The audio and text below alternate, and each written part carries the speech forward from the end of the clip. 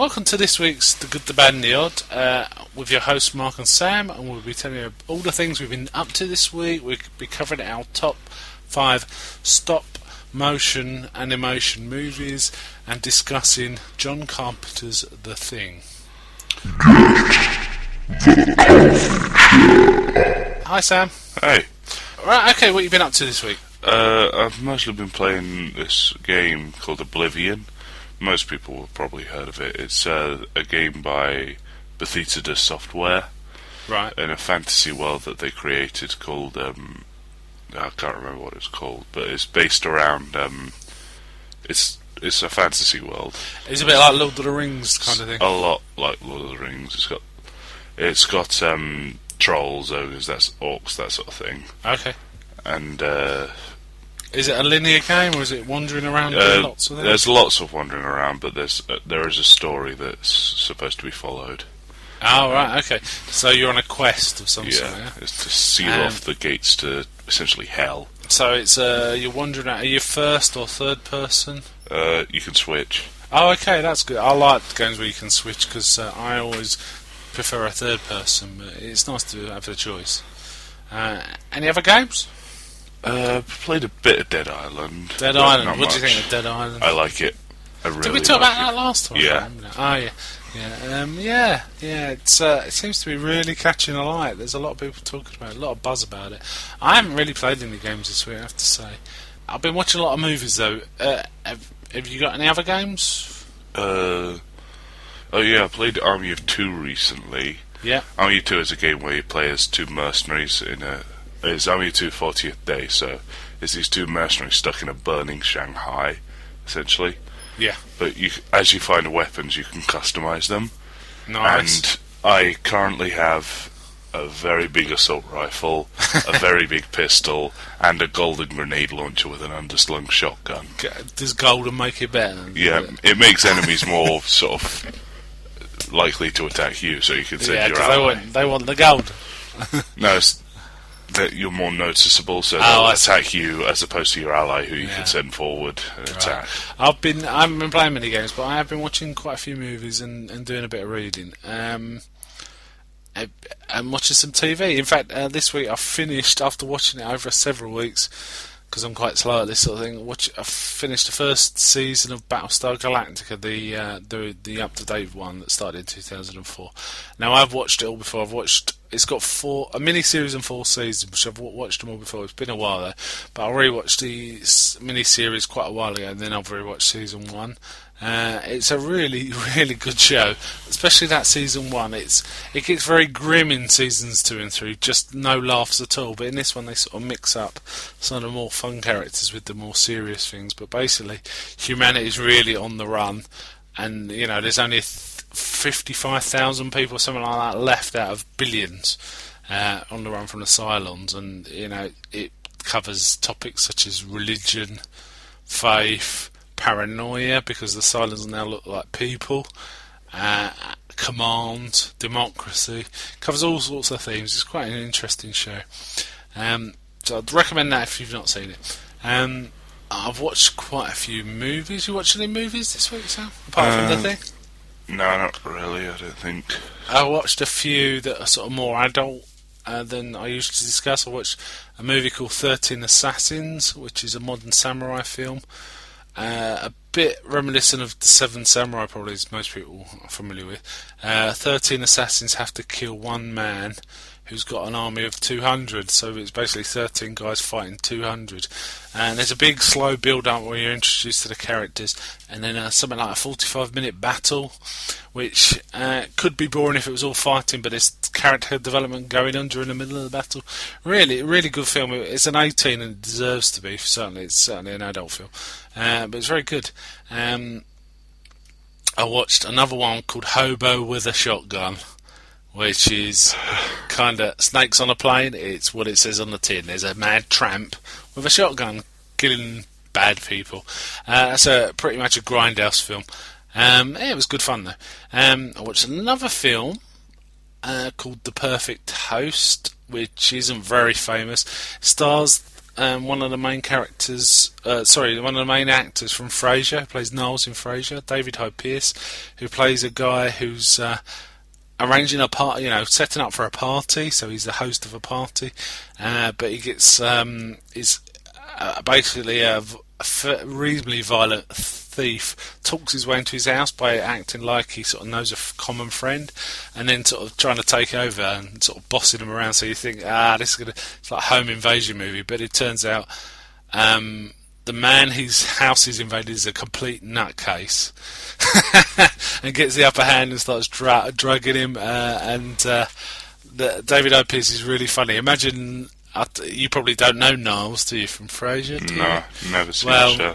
He's a very sort of prissy, upright kind of guy, but in this he's the same kind of guy, but he's a complete nutcase.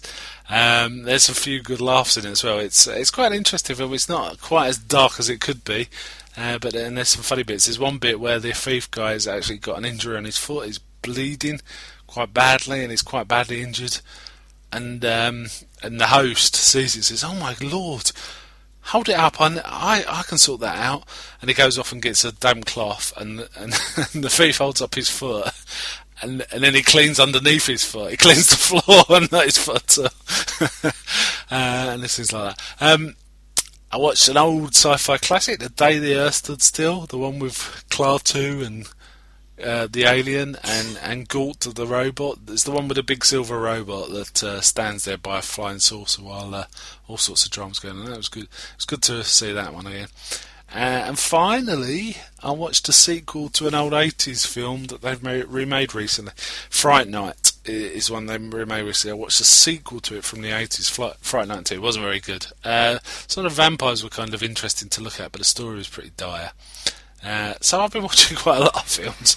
I'd certainly recommend 13 Assassins and Perfect Host to see if you've not.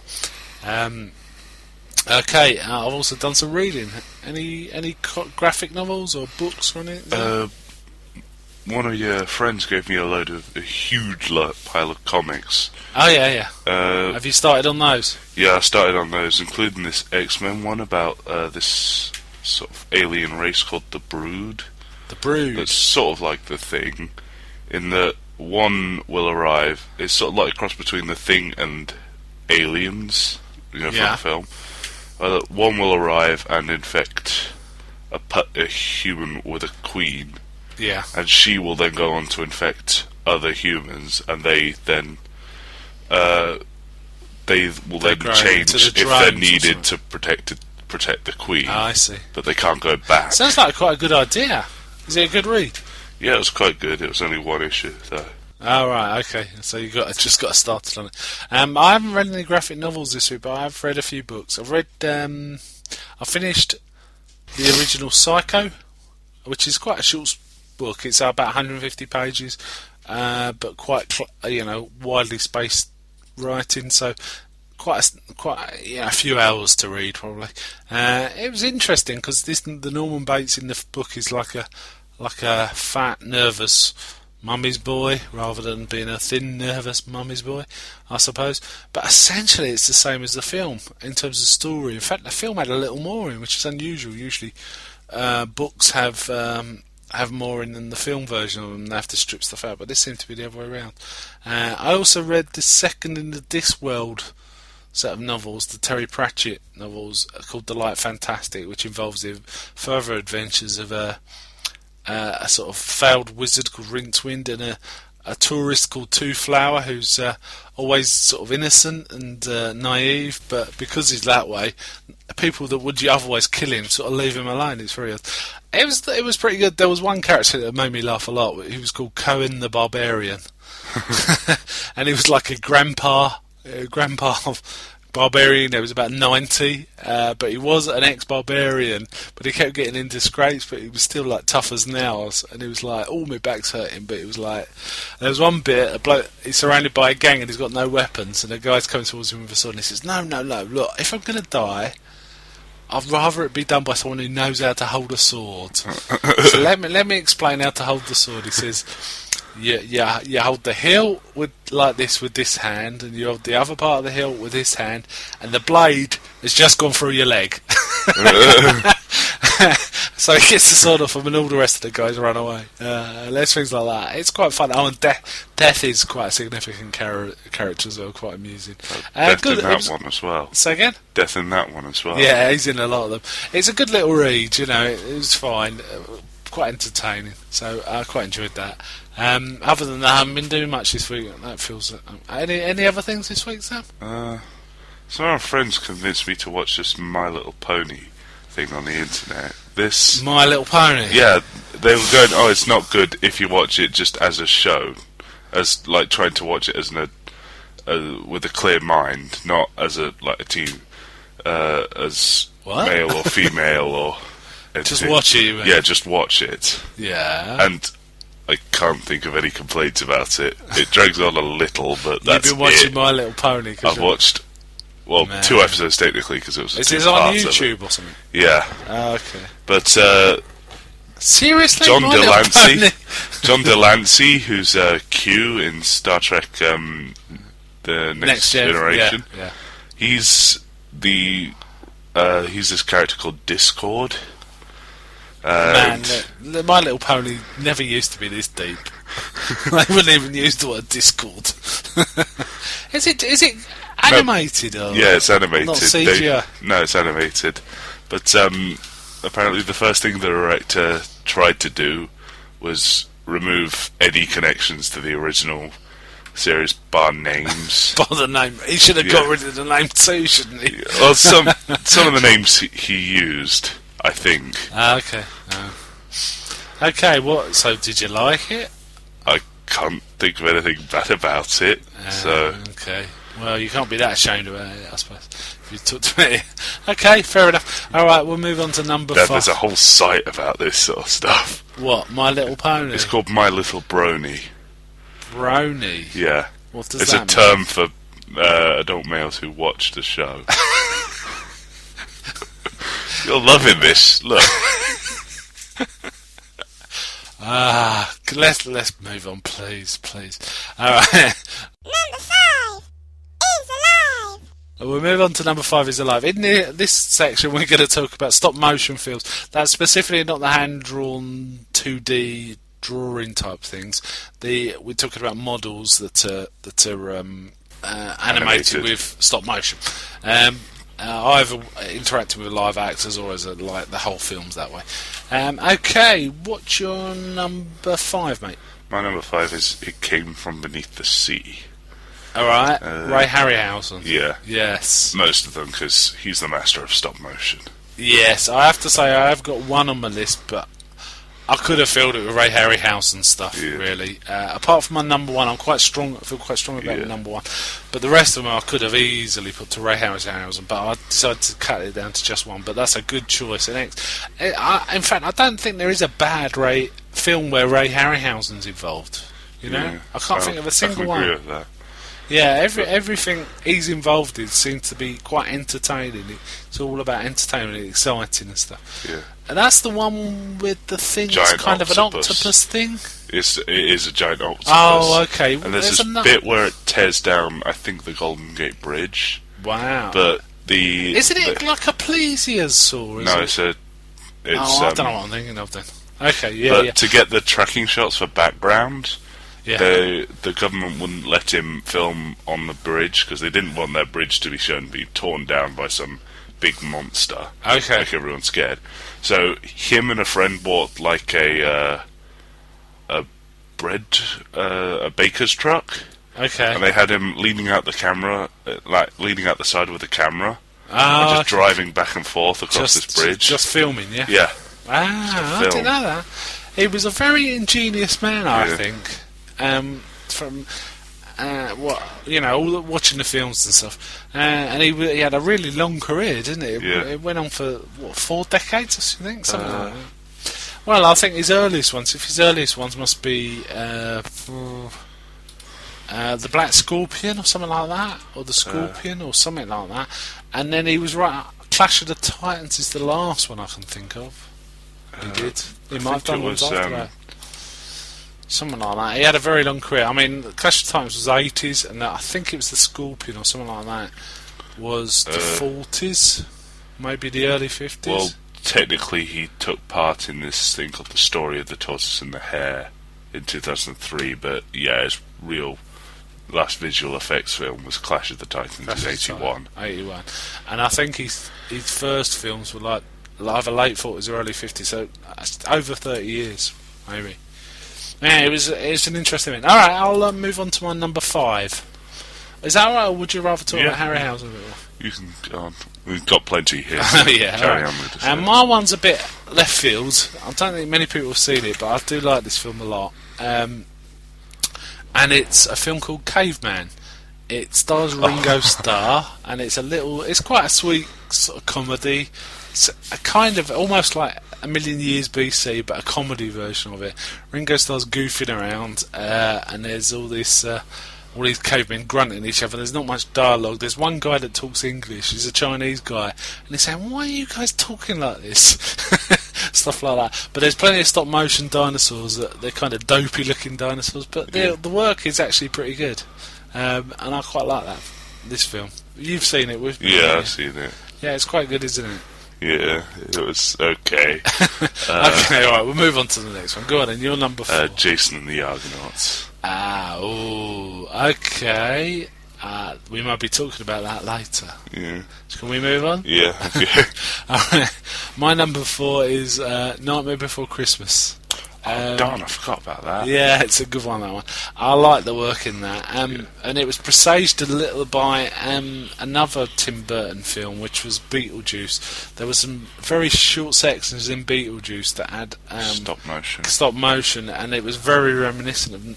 If you watch Nightmare Before Christmas after it, you can see the that. influence. Yeah. But Nightmare Before Christmas it's a good little film, and the music's nice.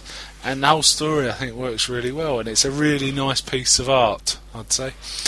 Right, over to you. And my number 3 is Valley of Gwangi. Valley of Gwangi. Yeah. Now, I remember seeing this as a kid and being so excited, because I didn't know there was going to be dinosaurs in it. I thought it was a cowboy film, and then this little horse appears, and you think, what? And then, wow, there's dinosaurs and everything. It's great. Yeah. Really like this one. It's quite a good ending as well, isn't it? Yeah. It's a bit Kongy. Yeah. Like King Kong. It's a good one. It ends with a T-Rex. Is it a T-Rex in a church? Well, technically it's an allosaur, but it's an allosaur. It's the T-Rex sort of shaped dinosaur thing. Allosaurs are basically little T-Rexes, aren't they? Yeah. In shape. Anyway. It's a good one. When did you see that? Was it? Were you a lot younger? It was quite a while ago. So. Right, yeah, it's a good one though, isn't it? Like I say, he's made loads, and they're all kind of pretty entertaining. Okay, I'll move on to mine. My next one is Wallace and Gromit: Curse of the Were-Rabbit. Love Wallace and Gromit. I don't think there's anyone that doesn't like Wallace and Gromit. Nah, probably not. If they do, they're probably mad or something. I'd have included any of the shorts in this list, but I think we were talking movies really, so I've picked the movie, Curse of the Were-Rabbit. Very entertaining. There's something about Nick Park. He's got a real comedic eye. He's also got quite a good dramatic eye, because when he wants to do tension, he can do it. If you watch The Curse of the Were-Rabbit or something like The Wrong Trousers, where the section where they're hiding it. They're hiding in a box, and the penguins suddenly notices him. That's all very tense, That's especially well-directed in his stuff. More recent one where they're the bakers. Yeah. That was quite surprising. That held itself quite well. Yeah. He can direct. He can direct action and comedy and everything. And it all works really well with Wallace and Gromit. So I really like that one. Yeah. Okay, your number 2, is it? Okay, my number 2 is a sort of split one because I couldn't decide between these two. Yeah. One is 20 Million Miles from Earth, and the other is The Beast from 20,000 Fathoms. The Beast. That's the one with like tentacles, but a plesiosaur's head, isn't it? No, it's just more like a big, four-legged T-Rex sort of thing. Oh, I don't know what I'm thinking. Oh, yes, I know the one you mean. They call it the Redosaurus. And the other one is the Emir. The Emir. Emir, where it's like humanoid. It's a humanoid with a tail sort of thing and a beak. And the more it eats, the bigger it gets. No, the more it breathes, the bigger it gets. Ah, okay. I've forgotten that. Yes. They come up with some explanation like Earth's atmosphere forces it to grow, to adapt. It doesn't matter, does it? Doesn't matter why. But it starts off as like this thing that one of them demonstrates by holding it in his hand. I think it's enormous, doesn't it? They do quite well, because you can sort of see the line where where the emu's walking around on. Yeah. Where they've stop motioned it, but otherwise it's quite good. Yes, I Especially agree. the bit where it finalises by him standing about on the Colosseum. Yes, it's a great. I really like that one. I think the one I can never remember. Is it 20,000 or 20 million miles from Earth? 20 million. 20 million miles from Earth. Yeah, that 20,000's nothing, is it? 20,000's the fathoms. We'd be hitting the Venus. It's from Venus, isn't it? Or something Yeah, like it's that. from. It's like this weird monster from Venus that some kid set out accidentally. Yeah, it's I like that one. That is a good film, and it's a really nice piece of work. You know, he animates it really well. Okay, I'll go on to my number 2, which is Ray Harryhausen. Like I said, I could have filled up my whole list with Harryhausen, but I've picked one specific one, and that's Jason and the Argonauts, which is your number 4, was it? Yeah. Great film. It's just very memorable. You know, the action scenes are very memorable. Yeah. There's the harpies. Harpies aren't actually in the original story of Jason the Argonauts, the actual No, they're story, not. But in the film, Yeah. they're like quite significant. they look very good. They do. They look awesome. There's also It's sort of taken on its own twist that every other image of a harpy has appeared as. yeah, Before that, it was just sort of a bird with a woman's head. After that, it was like a blue woman with wings. a woman with wings, and then it's the harpies like solid it up, and it's a really good action scene. I'm trying to think of what I sometimes get this confused with some of the Sinbad films, but there's the big walking statue. Yeah. Talos. There's the giant coming out. Well, which is stop motion, but there's also the giant coming out of the sea, which isn't so much stop motion. Giant coming out of the sea. Yeah, we'd have to get through a sea Oh passage. yeah, there's Poseidon who stops Poseidon the head. comes out and holds the rocks.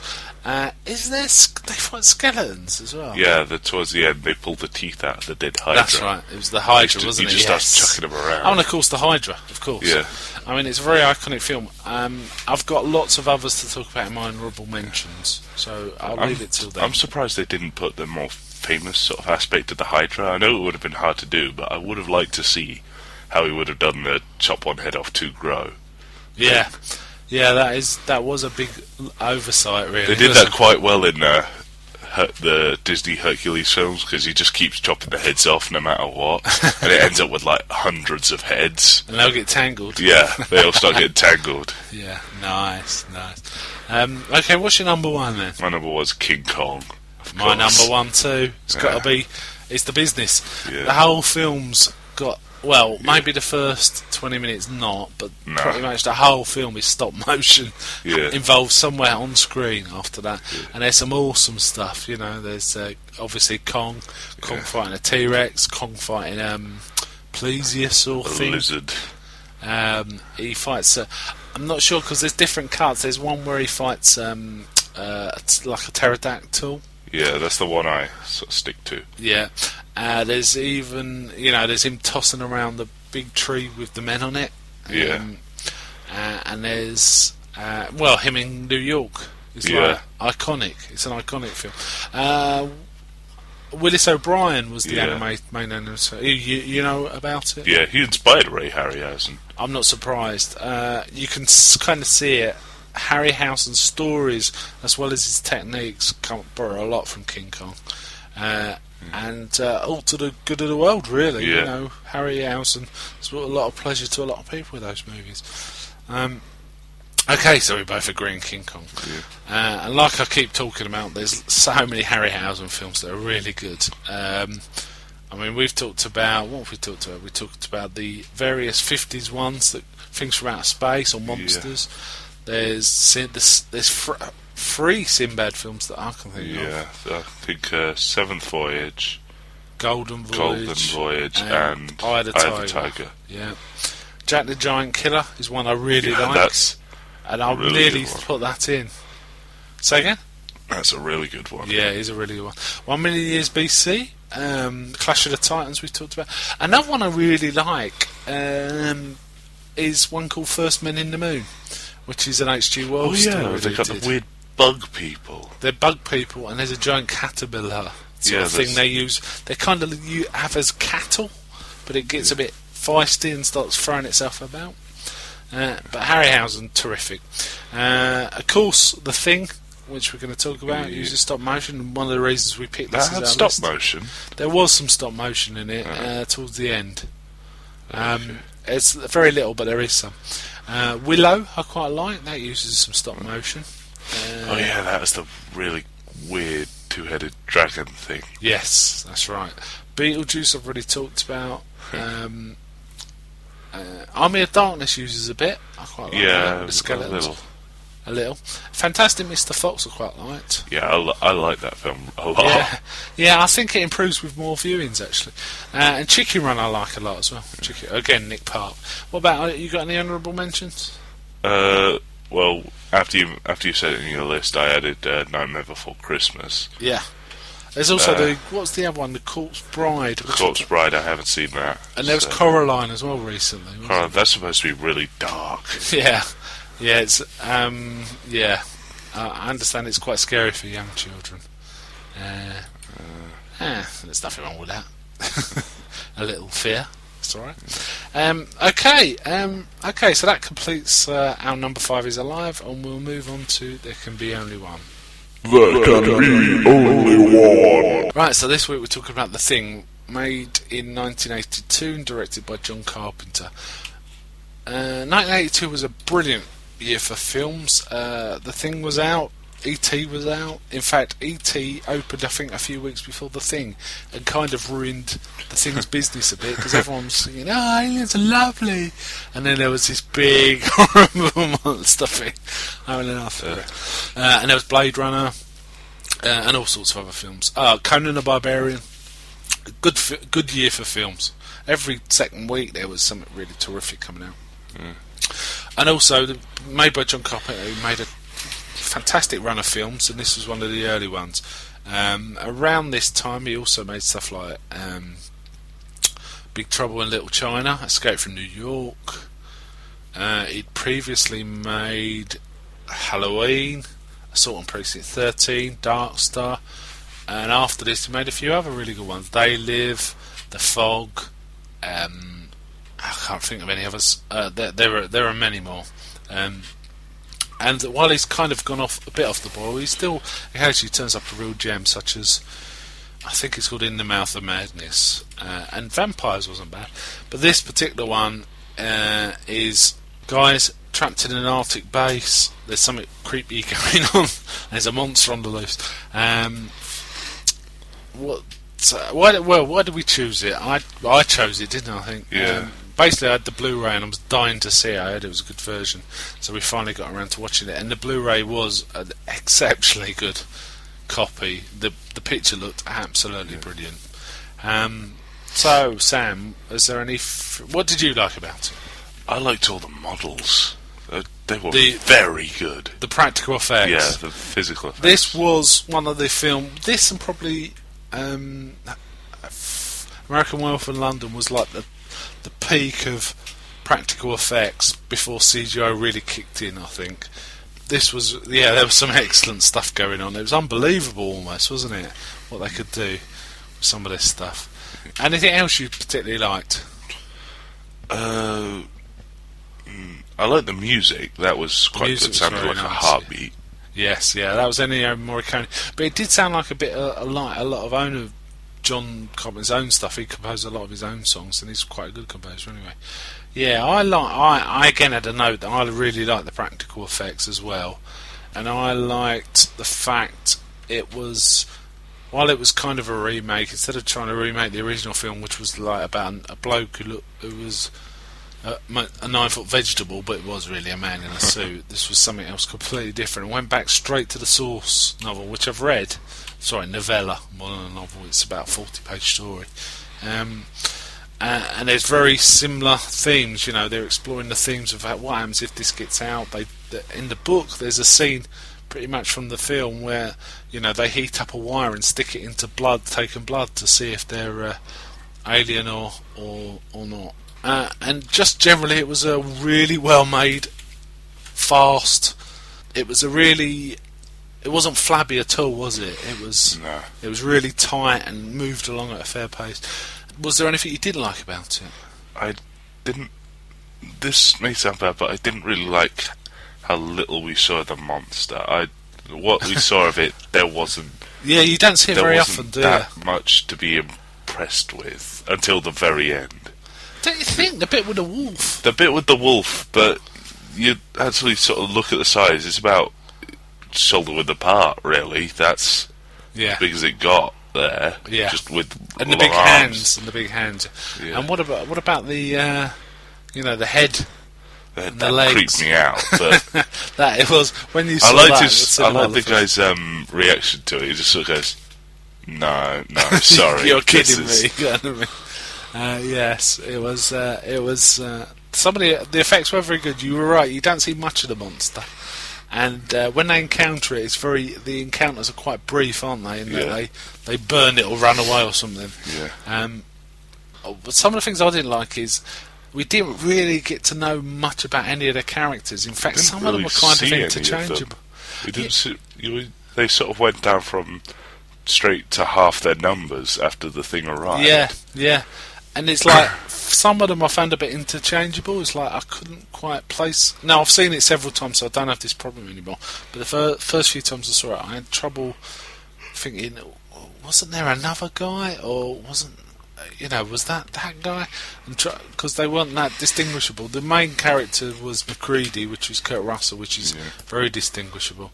He's the only one with the longer hair. Yeah, and there's the other main...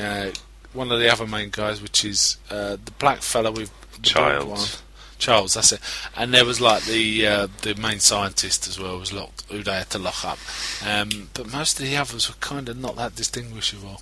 I have to say I'm not bothered by it now, but the first time I saw it I was quite bothered by the ending, which I think we're talking about a 30-year-old film. I think we could talk about the ending, we won't worry about spoilers. But if you haven't seen it and want to, don't listen for the next 3 minutes or so. The ending used to bother me, them just sitting there. I'd like to have seen it resolved, and first time I saw it, it bothered me a lot. They made a video game sequel, but that was terrible from what I found. I heard it was really good, actually. No, in the one occasion where a head came off and grew legs, that's your main enemy. So there's loads of them, aren't there? Oh, and that doesn't sound so good. Your allies, you have to test them about every 5 minutes with the blood test. Oh, so it's a bit... And you spend the whole game ferrying about engineers so that they can unlock doors for you. That doesn't sound good. Okay. So, I think it... Do you think it set out to achieve what it was trying to achieve? Scare everyone, yeah. Well, yeah, that, and be a really good thriller. And I thought it delivered in spades on all fronts, really. Was there a particularly favourite scene of yours? Or person or moment? That scene where they're trying to resuscitate the guy. I've got two scenes really where they're trying to resuscitate the guy and his chest opens and bites the guy's hand off. Yeah. And there's the bit where they're testing all the guys while they're tied together, and one of them turns out to be the thing. And then just after they're done, the captain's just sort of sitting there and goes, "I know you gentlemen have been through a lot, but when you find the time, I'd rather not spend the winter tied to this couch." It's that bit made me laugh a lot. In fact, I've got those two down. I've got the heart attack scene and the tied up scene. I also particularly liked McCready. I thought his character was really, really excellent. He's just sitting there playing chess. It's like, what you do now?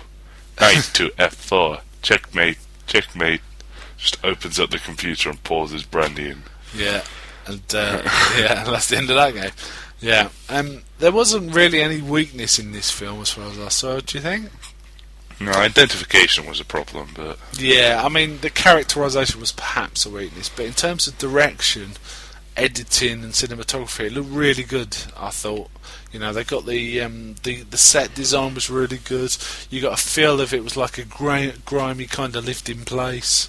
Yeah. And there was wandering around, and that was all good. And the story was good, but the characterisation was perhaps a bit weak. And the music was good, like you said. Okay, shall we move to a score? Is there anything else you'd like to talk about? No, not really. Alright, let's move to a score. What would you rate out of 100? Probably about 89. I gave it 88. And guess what IMDb says? 82. 82. So we actually rate this higher than IMDb. So we agree quite closely. It was 88.5. And do we recommend it, do you reckon? Yeah. I'd Yeah. recommend it. I've written in my notes, hell yes. Okay, so that's what we think of the thing. We would appreciate any feedback. If anyone would like to leave some, you can give us feedback by leaving a note at our website, www.thegoodthebadandtheodd.com, or send us an email on info@thegoodthebadandtheodd.com. Any feedback would be great. Any reviews on iTunes would also be great, because we still haven't got enough reviews to get a visible rating. In addition to this, we are now Twittering when we've got new posts up, and our Twitter name is Good, Bad and Odd, and we're also posting blog written reviews, which will also be part of the Twitter feed, so you can catch any written reviews. I, for example, have done some reviews of some of the films I mentioned, such as Hobo with a Shotgun and 13 Assassins. If you'd like to read those, you can pick them up on the Twitter feed. So, I think that's the end of this particular episode, and it's goodbye from me. Goodbye from me.